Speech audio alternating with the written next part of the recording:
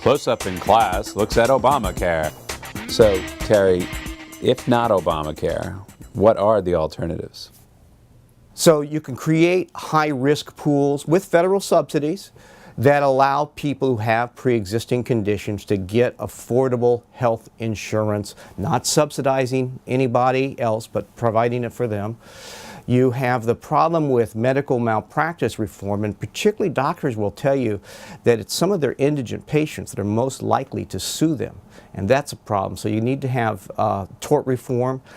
Insurance policies are still licensed state by state. One of the alternatives that's been in all of these Republican bills has been to allow the insurance companies to compete across state lines, and that would drive down both the prices.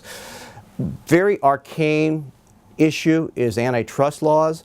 Don't allow the insurance companies to have a common insurance form, and don't allow them to post their prices, with the result that doctors and hospitals literally have to have separate employees for separate insurance company reimbursement forms. All these things add to the cost. You can go after each of these elements to bring down the cost of medical care and of health insurance without having the takeover that you have with Obamacare. To basically have the government provide it. That's what the United States does in Medicare, and Medicare is extremely popular. 94% is my favorite poll. 94% of all Americans on Medicare like their Medicare. And in 35 other nations, every citizen is covered. That would include not just virtually every country in Europe, England, France, Germany. It includes Japan, Australia, New Zealand, and our neighbor to the north, Canada. It even includes little Costa Rica, which is not a very large country in Central America.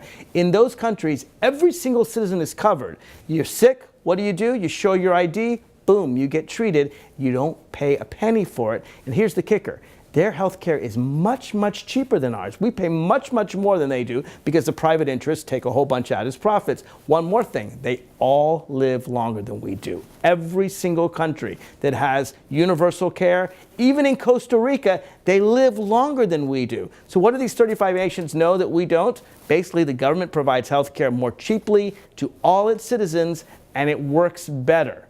I think we need to learn it, at least from Canada, if not from Europe and Japan, Australia, New Zealand, and yes, Costa Rica.